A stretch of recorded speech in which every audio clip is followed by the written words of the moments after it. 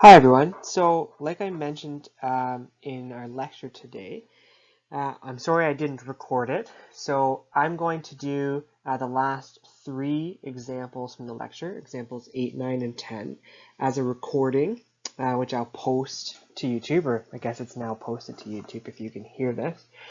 I'm going to redo the first example as example 8. That's the last example we did in lecture. So I'm going to redo it just so you have a version of it, watching me work through it with you for you to study with later on. So this example was a debt of $500 accumulates interest at 8% per annum, compounded quarterly, from April 1st, 2017 to July 1st, 2018. And then the interest rate changes. And from then on, it's compounded at 9% per annum, compounded monthly thereafter. So determine the accumulated value of the debt on December 1st, 2019.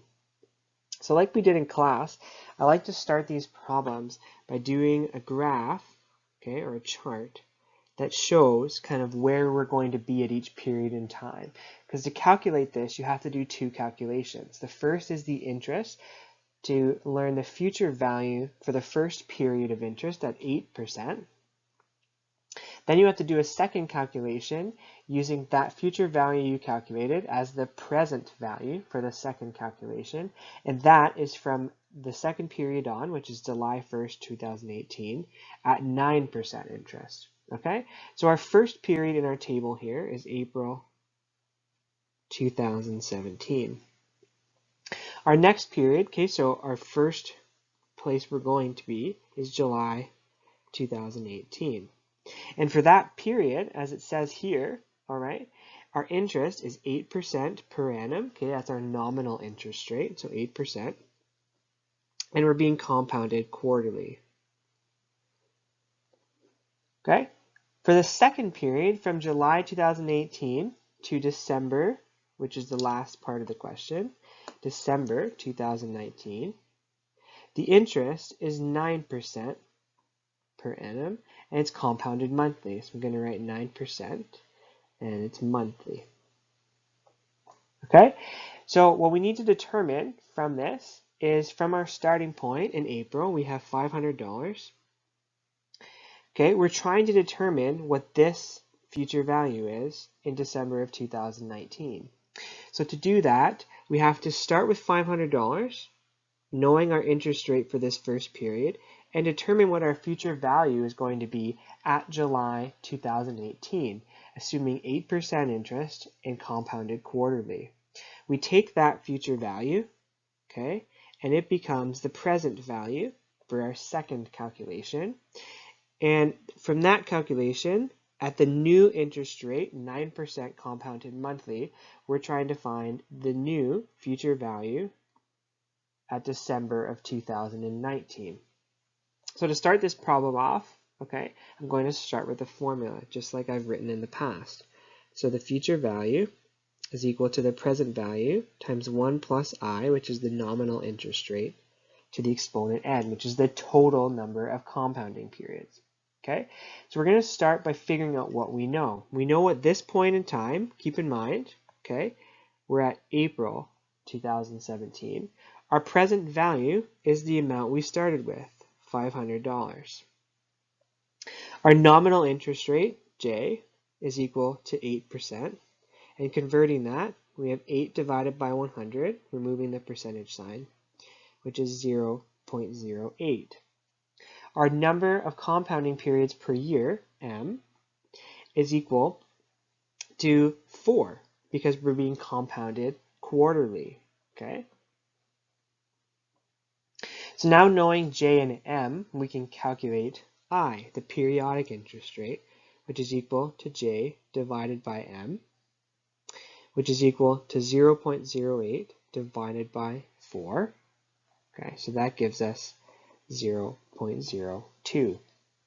The last item that we need now is the total amount of compounding periods, N, which is equal to the number of years multiplied by the total compounding periods per year.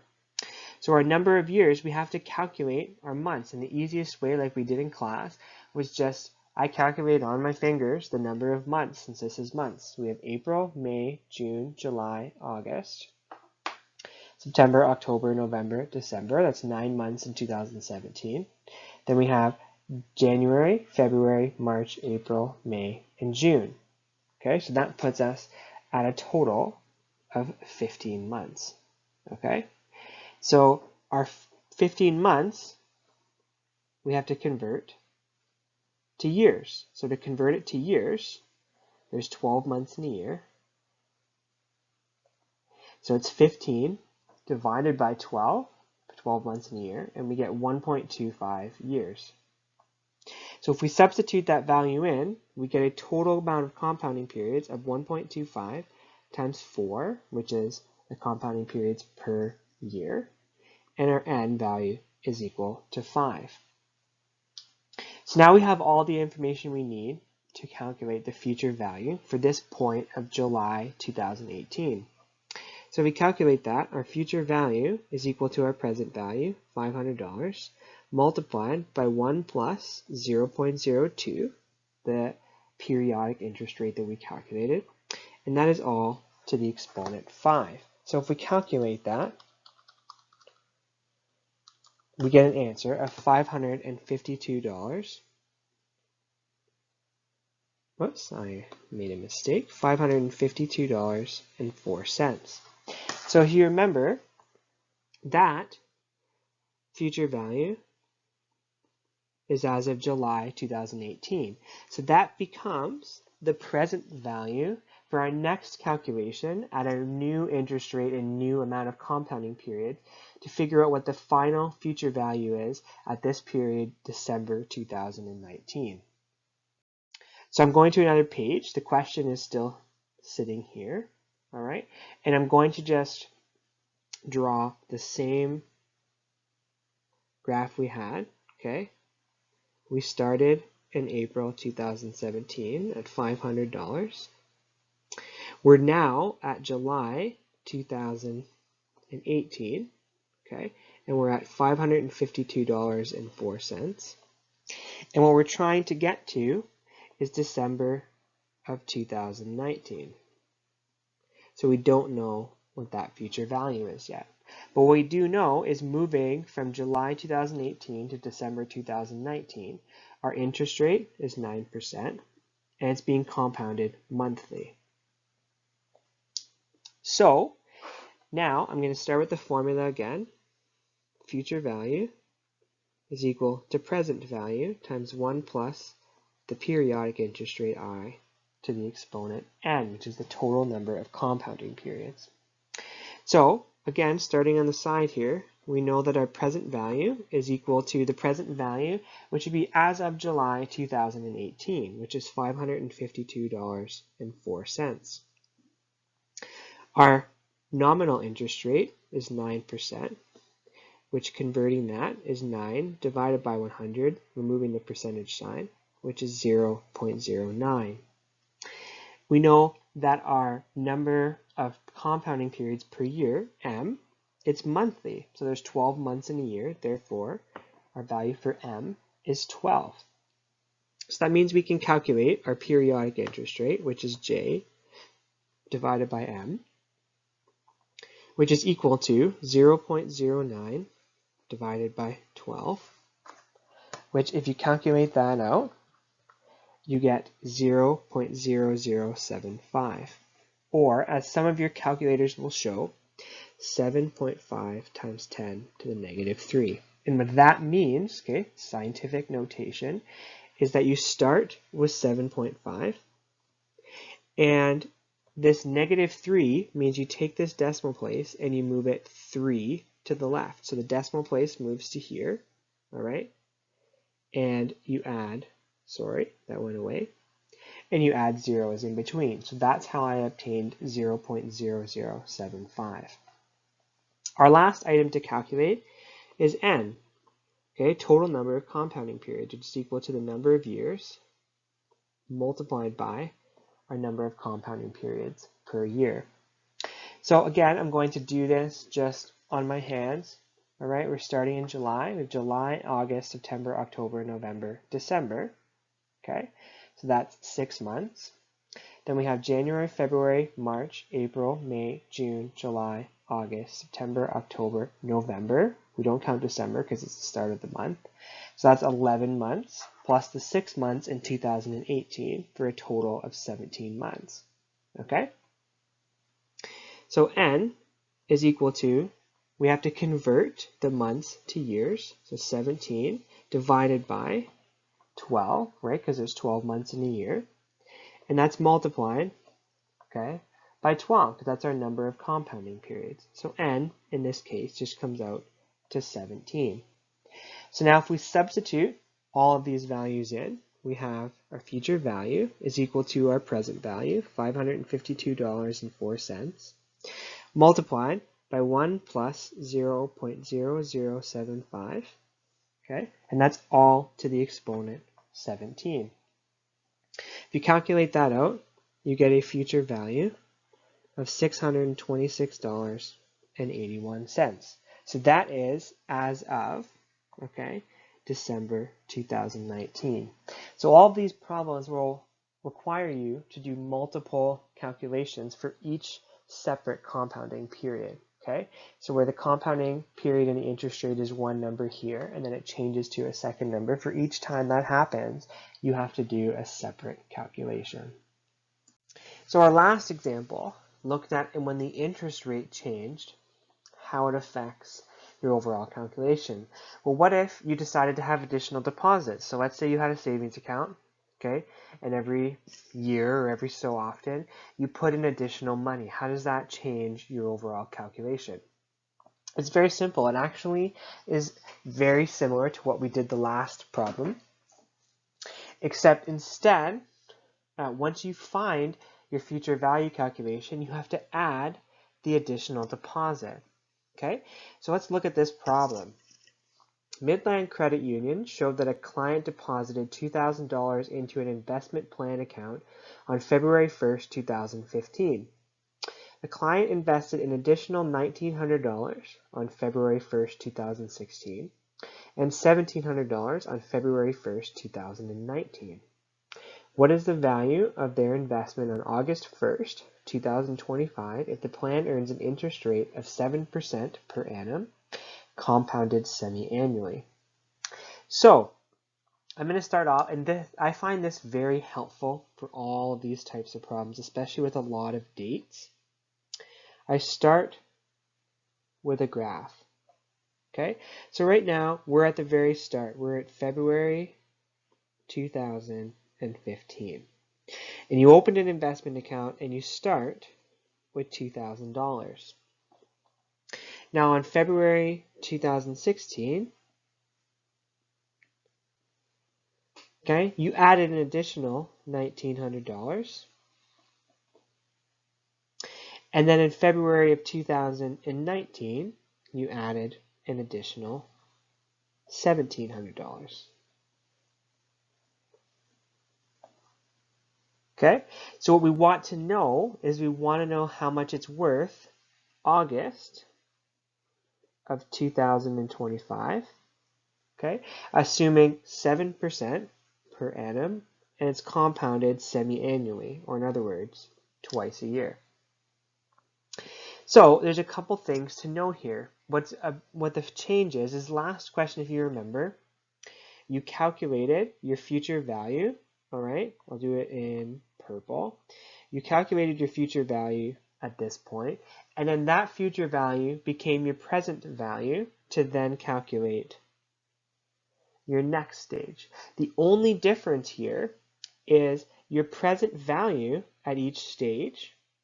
Okay, so at this stage, your present value is equal to that future value you calculated starting at this point to here, plus the $1,900 that you're adding.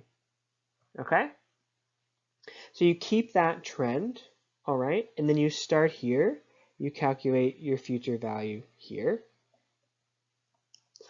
and then your present value here becomes that future value plus $1,700. I'm going to call this future value 1. I'm going to call this future value 2 and present value 2.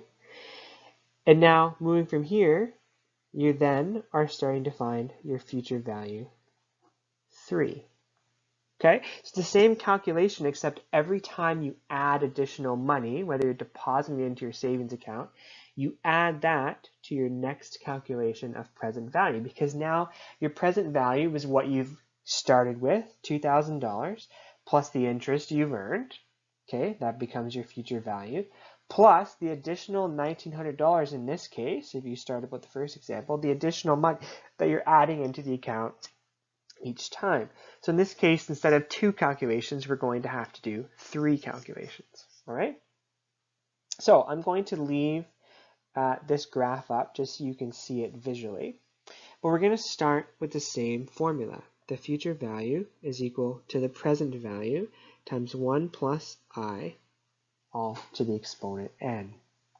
And we know that for our first calculation, all right, we know that our present value is $2,000, the amount we started with.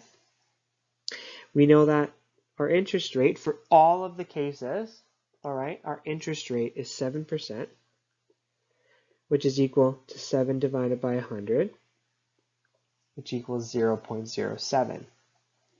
As well, right, the interest rate isn't changing here, so that means the number of compounding periods also didn't change, so it will be the same for all 3 calculations. So our number of compounding periods, m, right, is 2 because we're being compounded semi-annually. Okay, so that means our periodic interest rate, again, that is the same for every one of our calculations because our interest rate and compounding periods didn't change. And our formula, I, is equal to J, oh, that's a bad J, let me erase that, J divided by M. Okay, which is equal to 0.07 divided by 2, which is 0.035. So this value will be consistent for all of our calculations. What will change is our total number of compounding periods depending on how long we're going in between each of the investments. So for our first calculation, our total number of compounding periods is the number of years multiplied by our number of compounding periods. So in this case, we're going from February 2015 to February 2016. So it's the same month. That means it's a total of 1 year. So our value for n is 1 year multiplied by 2 compounding periods, which gives you an answer of 2. So if we substitute all of these values into our formula, our future value is equal to $2,000 multiplied by 1 plus 0.035, all to the exponent 2. And if we calculate that out, just give me a second, I'm going to calculate at the same time. We get an answer, okay, of $2,142.45.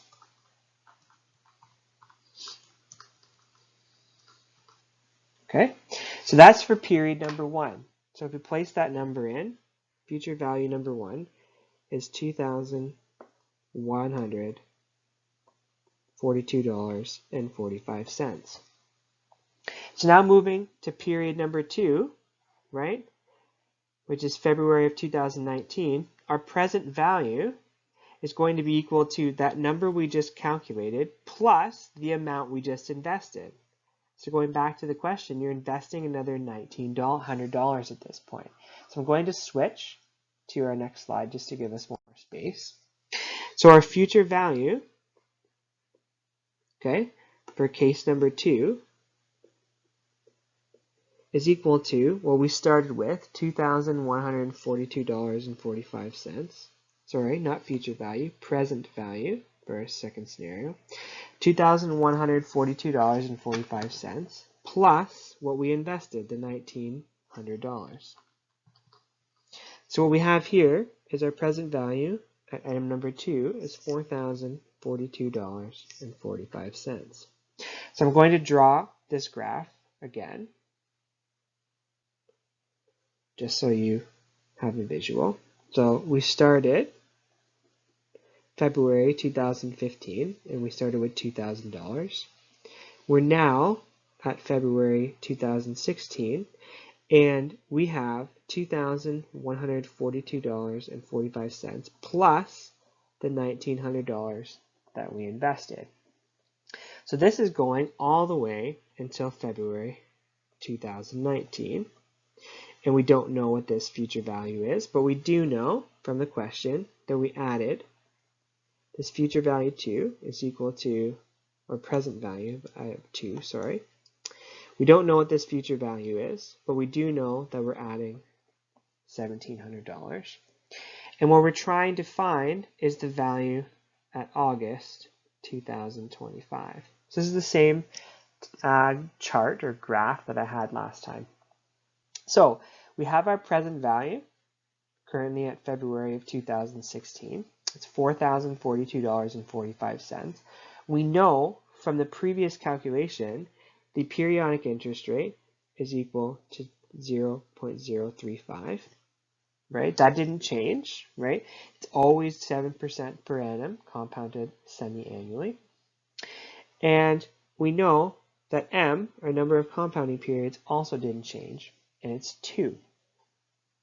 Our last calculation, though, does change. N, which is the number of years, multiplied by M. Okay, so in this instance, we're going from 2016 to 2019, and we're in the same month of February. So 2016 to 2017, 2017 to 2018, and 2018 to 2019, that means 3 years. So that means we have 3 multiplied by 2 because we're being compounded semi-annually. So our total number of compounding periods is 6. So now we can substitute that in our formula and find our future value, which would be at February of 2019. So our future value is equal to our present value times 1 plus I all to the exponent n.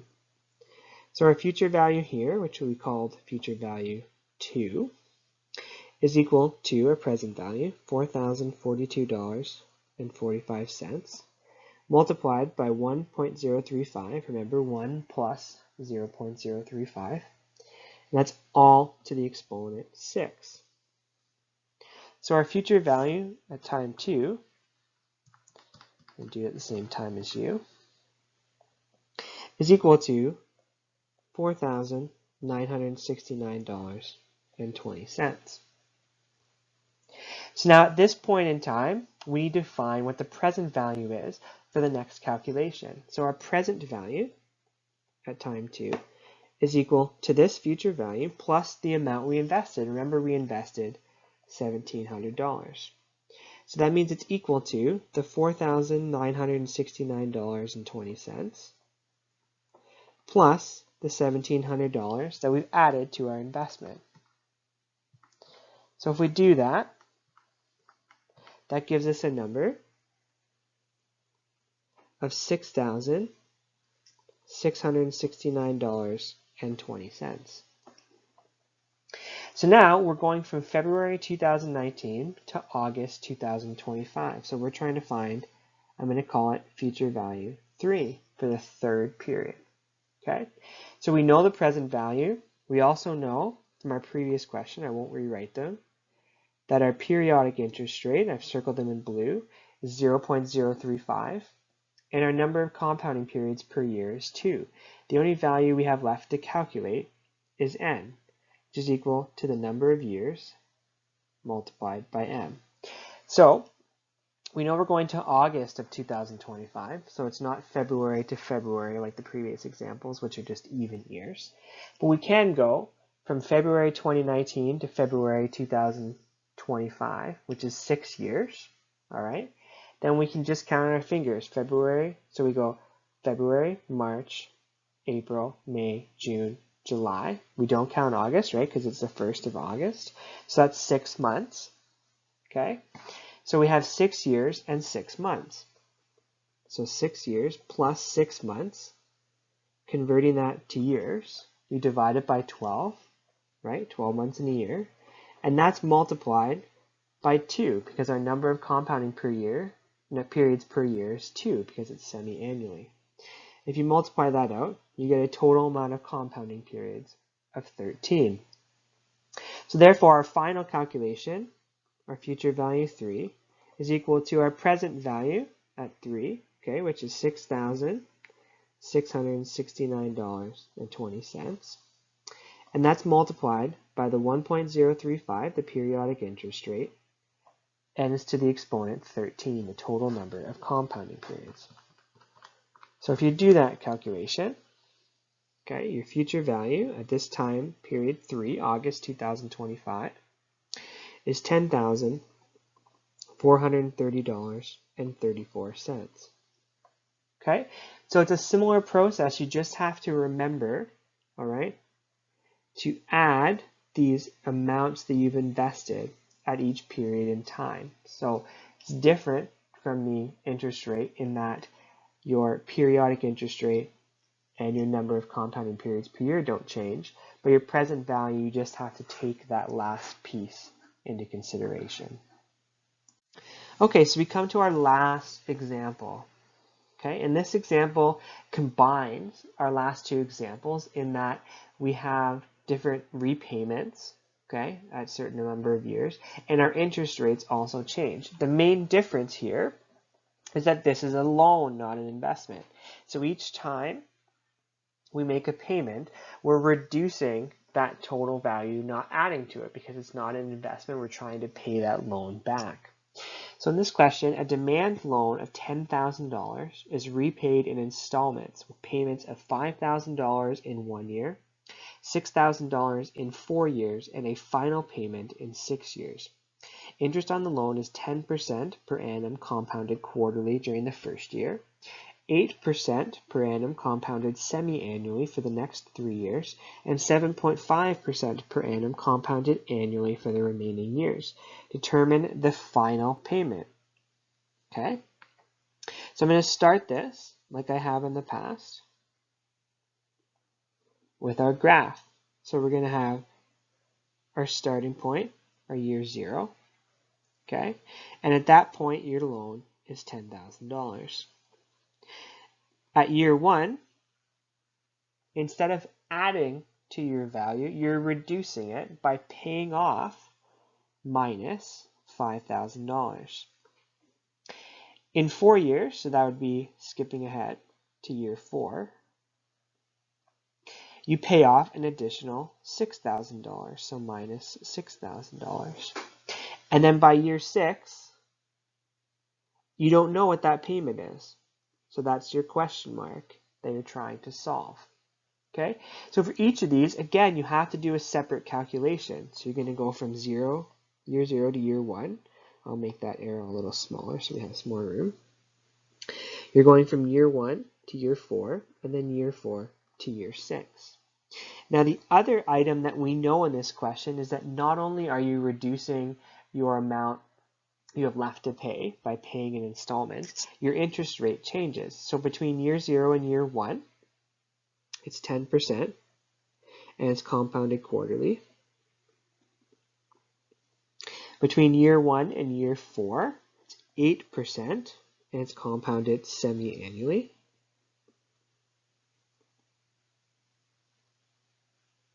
And between years 4 to year 6, it's at 7.5%, and it's compounded annually. So 7.5% and annually.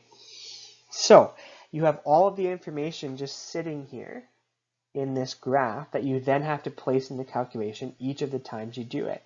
So you have to do 3 separate calculations. Like I said, from year 0 to year 1 to year 4, and year 4 to year 6. So starting with year 0 to year 1, we know that our formula, future value, is equal to our present value times 1 plus I to the exponent n. Our present value here is $10,000. Our nominal interest rate is 10%, which equals 10 divided by 100, removing the percentage sign, which is 0.10. Our number of compounding periods per year, it's quarterly, right? Which means every 3 months, since there's 12 months in a year. Quarterly means we'll have 4 compounding periods. So now we can calculate our periodic interest, I, which is equal to J divided by M, which is 0.10 divided by 4, which is 0.025. Lastly, we have to calculate for this period our total amount of compounding periods, n, which is the number of years multiplied by our compounding periods per year. So our number of years here is just 1, because we're going from year 0 to year 1. And our total number of compounding periods is 4. So this becomes 1 times 4, which is just 4. So if I substitute all of these values into our formula, we have our future value is equal to our present value, $10,000, multiplied by 1 plus 0.025, our value for I, and that's all to the exponent 4. So if we calculate that, 1.025 to the exponent 4, multiplied by 10,000, we get a future value of $11,038.13. So that's at year number 1. So at year number 1, you've now paid $5,000 off. So our present value, call this PV at year 1, is equal to $11,038.13 minus the amount you've paid, because you've reduced your loan. So you're left with $6,038.13. So now we're going to start our second calculation. Okay, we know our present value. We have to now determine our new variables because our interest rate and our compounding periods have changed. So I'm going to call this present value between year 1 and 4 is equal to $6,038.13. I'm actually going to draw this in a separate color for you. I'll do it in green. So this present value is $6,038.13. Our nominal interest rate is 8%, which is equal to 8 divided by 100, or 0.08. Our number of compounding periods, this is semi-annually, right? So our number of compounding periods is simply 2. Our periodic interest rate is equal to J divided by M, which is 0.08 divided by 2, which gives us 0.04. Our last variable to calculate for this is our total number of compounding periods, and that's the number of years multiplied by our number of compounding periods per year, which is, so our number of years, we're going from year 1 to year 4, so that's 3 years. So we have 3 years multiplied by 2, number of compounding periods per year, which gives us a value of 6.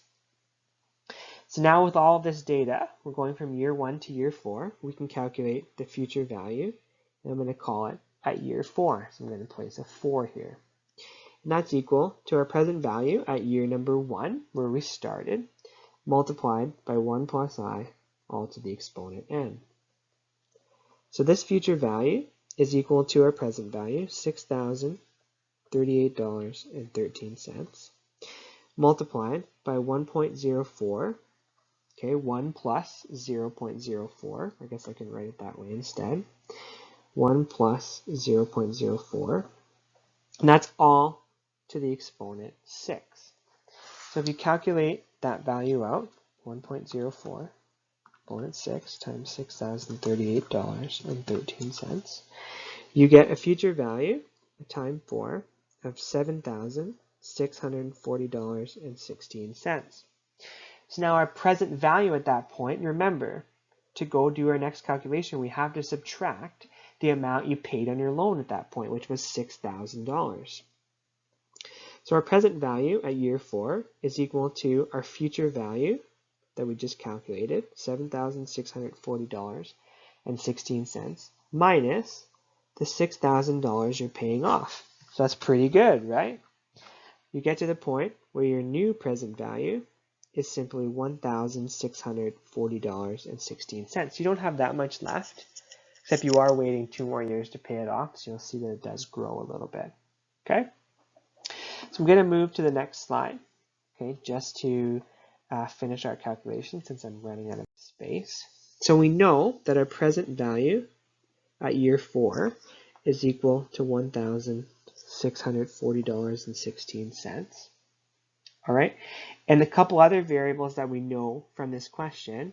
Okay, we have our last compounding period, 7.5% per annum, and it's compounded annually.